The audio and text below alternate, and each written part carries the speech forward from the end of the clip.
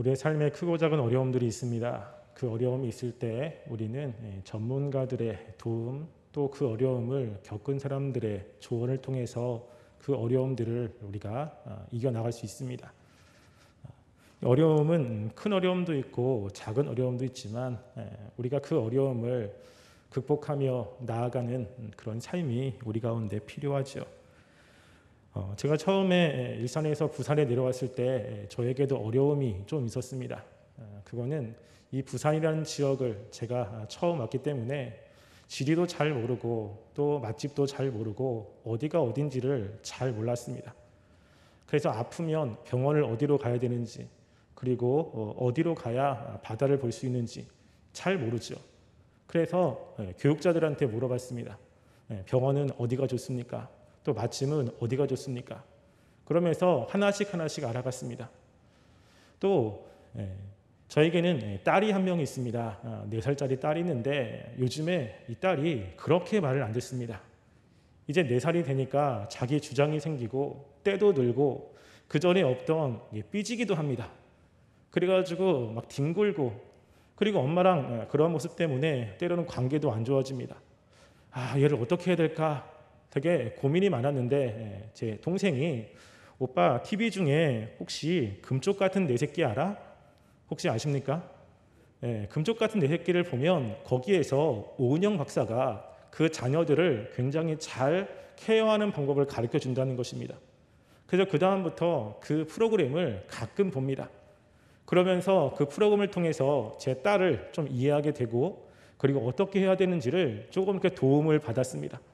그리고 나서 이 관계가 조금씩 이제 풀어지는 것들을 경험하게 됩니다. 우리는 우리의 삶이 힘들고 어려울 때 이렇게 조언을 받는 것이 참 중요하죠. 이거는 신앙에도 마찬가지입니다. 우리가 우리의 삶에 참으로 공고한 것, 참으로 힘든 일이 있을 때, 그리고 고통으로 인해서 우리의 삶이 참 비참할 때 그것을 어떻게 극복해야 될 것인지 우리는 잘 알 수가 없습니다. 기도해도 응답이 없고 하나님을 찾아도 그 하나님께로부터 특별히 딱히 이럴듯한 어떤 것도 경험하지 못할 때가 있습니다. 그럴 때 우리는 어떻게 해야 될지 참 난감합니다. 근데 오늘 말씀해 보면 이 다윗이 이렇게 공고한 사람들이 어떻게 해야 되는지에 관해서 이야기를 하고 있습니다. 오늘 말씀의 배경을 보면 다윗이 아비멜렉 앞에서 미친 채 하다가 쫓겨나서 지은 시라고 이야기합니다. 다윗은 사울에게 쫓겨서 이스라엘 내에 거주하기가 쉽지 않았습니다. 그래서 이 다윗은 블레셋 지역에서 도피하여 살고자 해서 이 가드라는 지역으로 갔지요. 근데 그곳에서 이제 살려고 했더니 그 왕의 신하가 다윗이 어떤 사람인지를 알아차린 것입니다. 그래서 절대 다윗을 들이면 안 됩니다 라고 이야기를 하는 소리를 다윗이 들었습니다. 그래서 다윗은 그 왕 앞에서 미친 채 하며, 그리고 침을 흘리며 그렇게 바뀌었죠. 그리고 나서 다윗은 그곳에서 쫓겨났습니다. 어디로 가야 될지, 어떻게 될지 막막한 가운데 다윗은 있었죠. 근데 그것 가운데, 그 상황 가운데 하나님의 은혜를 경험했고, 그 하나님의 은혜로서 그의 삶이 좀 더 나은 모습으로 변화된 경험이 있습니다. 그래서 다윗은 1절에 보면 내가 여호와를 항상 송축하며 내 입술로 항상 주를 찬양하리이다 라고 이야기하면서 하나님을 찬양하는 모습으로 바뀌었던 것입니다. 자신이 그렇게 힘들고 어려운 상황 속에서 하나님이 자신을 도와줬는데, 자기와 같은 상황 속에 있는 공고한 사람들도 자신과 같은 경험을 하고 자신과 같이 하나님을 경험하고자 하는 이런 마음이 다윗 가운데 있습니다. 우리 2절과 3절 보시면 이렇게 이야기하죠. 내 영혼이 여호와를 자랑하리니 공고한 자들이 이를 듣고 기뻐하리로다. 나와 함께 여호와를 광대하시다 하며 함께 그의 이름을 높이세라고 이야기합니다. 지금 다윗이 여호와를 자랑하는 것처럼 이 공고한 자들, 다윗과 같은 상황들, 힘든 사람들이 다윗이 여호와를 찬양하는 소리를 듣고 같이 기뻐하기를 원하는 겁니다. 그들도 같이 자신과 함께 하나님이 광대하시다, 하나님이 높임을 받으시길 원하다, 이런 것들을 경험하기를 원하시는 것이죠. 그래서 어렵고 힘든 그 공고한 사람들도 다윗이 경험했던 하나님, 다윗의 삶 가운데 역사했던 그 하나님의 은혜를 경험했으면 하는 마음이 다윗 가운데 있습니다. 그래서 이 다윗은 8절 말씀에 보면 이렇게 이야기하죠. 너희는 여호와의 선하심을 맛보아 알지어다.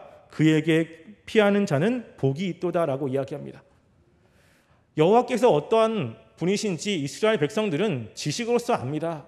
근데 그냥 단지 지식으로서 아는 것이 아니라 그들이 여호와께서 어떠한 분인지를 맛보아 알았으면 좋겠다는 것이죠. 그들이 실제로 경험했으면 하는 것입니다. 다윗이 그렇게 힘들고 어려운 상황 속에서 하나님이 그 어려움들을 극복해 주었고 그 어려움 가운데 정말 부족함이 없는 힘을 주었다는 것을 이 다윗이 경험했는데 똑같은 경험을 공고한 사람들이 했으면 하는 마음이 다윗 가운데 있습니다. 그 하나님께서는 그 9절과 10절 마지막에 보면 부족함이 없도다, 부족함이 없도다 라고 이야기하면서 하나님이 함께하는 삶 그리고 하나님이 역사하면 그들의 삶에 어떠한 부족함이 없다고 이야기를 하고 있는 것이죠. 여기서 부족함이 없다라고 이야기하는 것은 그 우리가 생각할 때 부족함이 없어 라고 했을 때 나름대로 생각하는 것들이 있습니다. 하나님께 나아가면 물질의 부족함이 없고 능력이 부족함이 없고 지위의 부족함이 없고 이런 의미의 부족함을 이야기하는 것은 아닙니다. 여기서 부족함이 없다라고 이야기할 때는 그런 우리가 생각하는 물질과 이런 것이 아니라 정말로 공고한 상황 속에서 그 상황을 이길 수 있는 힘을 부족함이 없이 하나님이 주신다라고 하는 의미가 담겨 있습니다. 다윗의 삶을 보면 굉장히 힘든 일들이 많습니다. 그런데 그 힘든 상황 속에서 다윗은 좌절하거나 낙심하거나 자멸하지 않고 하나님께서 부족함이 없는 힘을 통해서 그 모든 것들을 다 능히 이길 수 있게 해주셨다는 것이죠. 다윗이 지었던 시 중에 우리가 좋아하는 시편 23편이 있습니다. 거기는 이렇게 시작하죠. 여호와는 나의 목자시니 내가 부족함이 없으리로다. 근데 다윗의 삶에 부족함이 없는 그런 삶이었습니까? 다윗이 항상 모든 것이 풍족하고 모든 것이 완벽하고 모든 것이 만족스러웠습니까? 다윗은 사망에 임침한 골짜기도 있었고요. 굉장히 힘든 상황들, 힘이 없어가지고 쩔쩔매는 상황도 있었습니다. 그런데 다윗이 그렇게 고백한 것은 그 순간순간마다 하나님께서 자기에게 그 모든 상황들을 이길 수 있는 힘을 주었기 때문에 다윗은 자신의 삶을 이렇게 쭉 되돌아보면 그때그때마다 하나님이 주시는 부족함이 없는 은혜, 부족함이 없는 그 풍성하신 것들을 다윗이 경험했던 것입니다. 공고한 사람들이 힘든 것이 무엇이냐면 내 안에 지금 힘든 그 상황들을 이길 수 있는 그 능력이 그 풍성함이 내한테 없다는 것이죠. 그런데 공고한 사람들이 지금 다윗이 이야기하는 이러한 모습 가운데 있다면 하나님께서 그 사람들에게 그 공고하고 힘든 것들을 이길 수 있는 힘을 주셔서 그 공고함 때문에 삶이 좌절하거나 낙심하지 않고 풍성한 삶으로 나아갈 수 있다라고 이야기합니다. 그래서 우리가 삶이 공고하다, 삶이 좀 힘들다라고 한다면 지금 다윗이 이야기하는 이 말씀에 귀를 기울이시고 이 말씀이 나의 삶 가운데 있기를 소망하며 나아가는 시간이 되었으면 좋겠습니다. 11절 보시면 이렇게 이야기합니다.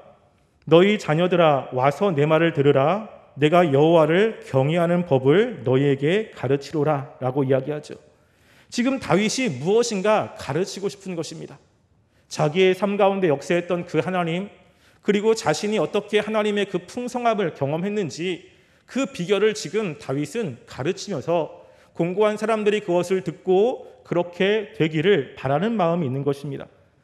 여기서 가르치로다라고 하는 것은요, 강이 미완료로 되어 있습니다. 한 번만 그냥 딱 가르치는 것이 아니라 다윗은 이것을 계속해서 가르치는 겁니다. 우리가 지금 이제 앞으로 이야기할 이 말씀들을 아시는 분들도 있을 것입니다. 그렇지, 하나님의 은혜를 받으려면 이거지, 맞아, 나도 알아 라고 하는 분들이 계실 것입니다. 근데 중요한 것은 무엇이냐면 우리가 힘들고 어려울 때 이렇게 다윗이 얘기한 것을 통해서 그 어려움을 극복했는데 시간이 지나면서 자꾸만 우리는 잃어버린다는 것입니다. 우리가 그 하나님의 말씀을 날마다 붙잡고 살아가야 되는데 때로는 삶의 어려움 그리고 삶의 고통 이런 것 때문에 말씀을 잃어버리고 다시 하나님이 아닌 다른 것들을 바라보며 이 말씀을 쫓지 않는 모습으로 나아가는 모습이 우리 가운데 있습니다. 그래서 우리가 말씀을 한 번 배우고 끝나는 것이 아니라 힘들고 어려울 때마다 같은 말씀이라도 또 듣고 또 듣고 또 듣고 해서 우리가 정말 그 순간순간마다 그 순간에 맞는 말씀들을 붙잡고 그렇게 하나님께 나아가는 삶이 우리 가운데 필요한 것이죠. 그래서 지금 다윗은 내가 너희에게 계속해서 가르칠 것이다 라는 이야기를 하고 있습니다. 근데 그 가르침의 내용이 무엇입니까? 12절부터 이제 14절 그 뒤로 쭉 보면 이제 두 가지를 크게 이야기하는데, 먼저 12절부터 14절 말씀해 보면 먼저 이렇게 이야기합니다. 12절입니다. 생명을 사모하고 연수를 사랑하며 복받기를 원하는 사람이 누구뇨라고 이야기하죠. 지금 여기서 먼저 질문을 합니다. 생명을 사모하고 연수를 사랑하는 사람. 생명을 사모한다는 것은 뭐냐면 그 삶이 활력이 있고 생명력이 있어서 역동적으로 살아가는 것입니다. 매일매일 그냥 살아가는데 힘이 없이, 그리고 늘 마음이 우중충하게, 그리고 어떠한 사명감도 없이 그냥 되는 대로 살아가는 것이 아니라 그 삶을 살 때 마음에 기쁨이 있고 활력이 있고 분명한 목적을 가지고 최선을 다해서 매일매일 살아가는 이런 삶을 이야기하죠. 그리고 연수를 사랑한다라고 하는 것은 뭐냐면 이 장수를 이야기합니다. 하나님의 복 가운데 장수가 있지 않습니까? 그러니까 힘들고 어려운 상황 속에서 그 어려움 때문에 좌절해서 삶의 의미도 모른 채 늘 마음의 근심과 염려와 좌절과 삶을 비관하며 살아가는 그런 삶이 아니라 힘들고 어려운 상황이지만 그 상황 속에서도 마음의 열정을 가지고 소망을 가지고 힘차게 하루하루를 살아가려고, 그리고 그런 삶이 계속해서 되는 장수하는 이러한 복을 받고자 하는 사람이 과연 누구냐라고 이야기를 하는 것이죠. 우리 가운데 이런 삶을 원하지 않습니까? 우리 가운데 이렇게 매일매일 삶이 아무리 힘들어도 낙심되고 좌절하는 것이 아니라 그 낙심과 좌절을 뛰어넘어 그 마음 가운데 기쁨과 희망을 가지고 살아가는 삶, 이런 삶 원하지 않습니까? 근데 삶이 어려우면, 공고하면 이게 잘 안 되는 거예요. 이런 삶을 원하는데 이런 삶이 잘 안 되는 것입니다. 이런 삶을 위해서 기도하는데 이 기도를 통해서도 이것이 잘 안 되는 거예요. 왜냐면요, 그의 삶 자체가 지금 다윗이 얘기하는 것처럼 여호와를 경외하는 법, 즉 하나님을 경외하는 삶이 아니면 그런 삶이 안 나온다는 이야기를 하고 있는 것입니다. 그래서 지금 다윗이 보면요, 이렇게 하나님이 이런 사람들에게 하나님께서 은혜를 주시고 그의 기도에 응답을 하시는데 15절 말씀에 보면요, 여호와의 눈은 의인을 향하시고 그의 귀는 그들의 부르짖음에 기울이시는도다. 17절도 보면요, 의인이 부르짖음에 여호와께서 들으시고 그들의 모든 환난에서 건지셨도다라고 이야기합니다. 어떤 사람에게 하나님이 그러한 삶을 주신다고 이야기합니까? 의인이죠. 근데 그 의인을 여기서 달리 표현하고 있는데 그것은 바로 여호와를 경외하는 사람이라고 이야기를 하고 있는 것입니다. 그러니까 여호와를 경외하는 사람, 의인은 어떤 사람이냐면 여호와를 경외하는 거예요. 여호와를 경외하는 사람이, 그 다윗이 7절 말씀에 보면 여호와의 천사가 주를 경외하는 자를 둘러 진치고 그들을 건지시는도다. 하나님의 천사가 누구를 지켜주고 있습니까? 주를 경외하는 사람. 9절도 보시면 너희 성도들아 여호와를 경외하라. 그를 경외하는 자에게는 부족함이 없도다라고 이야기합니다. 우리가 여호와를 경외하는 삶이라면, 그 사람들에게 뭐가 있죠? 하나님이 주시는 마음의 활력, 생명력이 있다는 것입니다. 왜 어려운 순간에 자꾸만 좌절하고 낙심이 되느냐? 내가 여호와를 경외하는 삶이 아니기 때문이라고 이야기를 합니다. 그러면 이렇게 반문하는 분이 있습니다. 나는 여호와를 경외하는데, 나는 하나님을 늘 바라보는데, 하나님을 늘 인정하며 살아가는데, 아니 여호와를 경외하지 않는다니 이게 말이 되느냐라고 이야기합니다. 그래서 지금 뭐라면 여호와를 경외하는 법이, 여호와를 경외하는 삶이 어떤 것인지를 13절과 14절이 이야기합니다. 13절과 14절 보시면요, 내 혀를 악에서 금하며 내 입술을 거짓말에서 금할지어다. 악을 버리고 선을 행하며 화평을 찾아 따를지어다 라고 이야기합니다. 여호와를 경외하는 사람들이 어떤 삶이죠? 그의 혀를 악에서 금하며 내 입술을 거짓말에서 금할지어다 라고 이야기해요. 우리가 보통 생각할 때 여호와를 경외한다라고 하면 모든 생각이 하나님께로 집중되어 있고 하나님께 예배를 드리는 것, 기도하는 것, 하나님께 헌신하는 것을 생각할 수 있습니다. 근데 지금 다윗이 여호와를 경외하는 사람은 하나님께 하는 것은 당연한데 그게 아니라 정말로 여호와를 경외한다면 어디에서 나온다고요? 삶에서 나온다는 거예요. 특별히 삶 가운데 어디서 나옵니까? 입에서 나오는 거예요. 입에서. 왜냐하면 입은 내 마음에 있는 것들이 밖으로 표출되는 것 아니겠습니까? 그러니까 이 입에서 악을 금하고 입술에서 거짓말을 금해요. 왜 그렇죠? 하나님을 믿고 하나님에 대한 두려움이 있기 때문에 그렇습니다. 늘 하나님에 대한 인식이 있기 때문에 삶 가운데 그 말에서 부정적인 것 그리고 다른 사람을 험담하는 것들 이런 것들이 나오지 않는다는 것이죠. 다윗이 그렇지 않았습니까? 다윗은 여호와를 경외하는 삶을 살았습니다. 사울이 자기를 죽이려고 그래도 그리고 사울을 죽일 수 있는 기회가 있어도 다윗은 그 모든 것들을 다 하나님께 맡겼습니다. 이 다윗은 그 힘든 순간 속에서도 그 입으로써 사울을 저주하거나 사울에 대해서 그 좋지 않은 악한 말을 사람들에게 하지 않았다는 것이죠. 왜 힘들고 어려울 때 불평과 원망과 짜증과 나를 힘들게 하는 사람들의 시기와 이런 것이 나옵니까? 누가 안 보이는 것이죠? 하나님이 안 보이는 것입니다. 하나님이 통치하시고 하나님이 함께하시고 하나님이 역사한다는 것이 안 보이고 눈에 보이는 상황만 보이니까 자꾸만 짜증이 나오고 원망과 불평이 나오는 것 아니겠습니까? 그래서 이것을 구약만 이야기하는 것이 아니고요. 신약에 보면 야고보서 1장 26절과 27절 말씀에 이렇게 이야기합니다. 제가 읽어드리겠습니다. 누구든지 스스로 경건하다 생각하며 자기 혀를 제갈 물리지 아니하고 자기 마음을 속이면 이 사람의 경건은 헛것이라. 하나님 아버지 앞에서 정결하고 더러움이 없는 경건은 곧 고아와 과부를 그 환난 중에 돌보고 또 자기를 지켜 세속에 물들지 아니하는 그것이니라 라고 이야기하죠. 누군지 스스로 경건하다 생각해요. 나는 신앙이 있다고 생각하고 하나님을 잘 믿는다고 생각합니다. 정말로 그러냐? 네가 정말로 경건하다고 스스로 생각하냐? 그러면 네 혀를 제갈 물리지 아닌다. 그리고 다른 사람을 속이면 너의 경건은 헛것이야, 거짓말이야. 그것은 진짜 경건이 아니라고 이야기하는 거예요. 우리가 정말로 하나님을 믿는 그 경건한 모습, 여기서 얘기하는 하나님을 경외하는 삶이 있다면 무엇을 제어합니까? 말을 제어하는 거예요.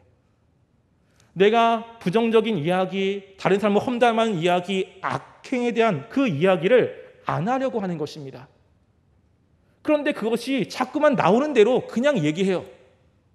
왜 그렇죠? 그 마음 가운데 하나님에 대한 두려움, 하나님을 신뢰하는 것 이런 것들이 온전하게 있지 않기 때문에 그렇다는 것입니다. 그러면서 그의 삶이 악을 버리고 선을 행하며 화평을 찾는 거예요. 주변에 있는 사람들과 평화롭게 지내려고 노력합니다. 죄악된 것들을 안 하려고 애를 쓰고 하나님이 원하시는 것이 무엇인가, 하나님이 기뻐하시는 것은 무엇인가를 늘 생각하며 그것을 추구하며 다른 사람들과 평화롭게 지내는 사람이 하나님을 경외하는 사람이다라고 이야기합니다. 야고보서에서는 고아와 과부를 그 환난 중에 돌보고 또 자기를 지켜 세속에 물들지 아니하는 사람, 다른 사람들에게 선을 베풀고 평화롭게 만드는 사람이 하나님을 경외하는 사람이라는 것입니다. 그렇게 우리가 날마다 살아가는 삶이라면 하나님께서는요, 힘들고 어려운 순간에 그의 기도를 들어주신다는 것이죠. 그에게 힘을 주신다는 것입니다. 근데 우리가 실제로 이렇게 살아가는 것이 쉽진 않습니다. 아니, 누가 이렇게 늘 입을 제어하고 악한 것을 얘기하지 않고 그렇게 살아가느냐? 늘 언제나 선한 것을 추구하느냐? 그런 사람이 과연 있는가? 그렇죠. 이게 쉽지 않은 것입니다. 그래서 저도 때로는 불평도 있고 또 원망도 있고 이런 마음이 있습니다. 그러니까 우리가 이런 모습이 참 쉽지가 않아요. 그래서 다윗이 그 다음에 또 한 가지를 이야기를 합니다. 그것이 바로 18절입니다. 18절 말씀에 보면 여호와는 마음이 상한 자를 가까이 하시고 중심으로 통회하는 자를 구원하시는도다 라고 이야기해요. 우리가 마땅히 경외하는 삶을 살아야 돼요. 근데 우리가 연약하고 또 여러 가지 상황 때문에 하지 못하며 자꾸만 죄를 지는 거예요. 그래서 어렵고 힘들 때 기도하는데 하나님이 그 기도에 응답을 해주시지 않습니다. 분명히 하나님께 간절히 마음을 드리는데 하나님이 주시는 그 풍성한 것들이 경험되지 않아요.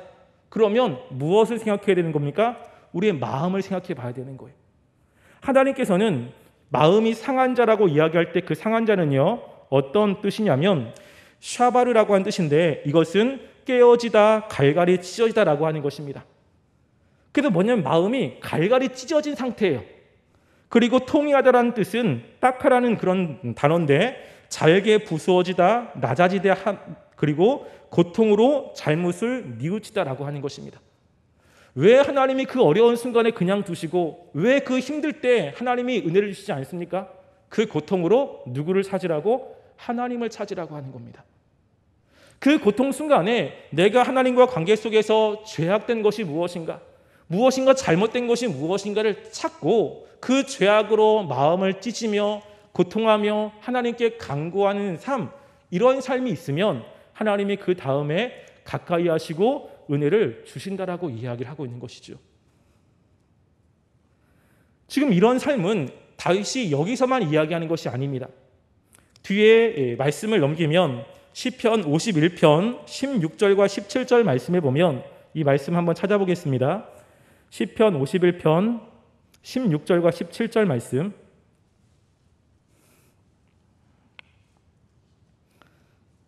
함께 시편 51편 16절 17절 함께 읽어보겠습니다. 시작.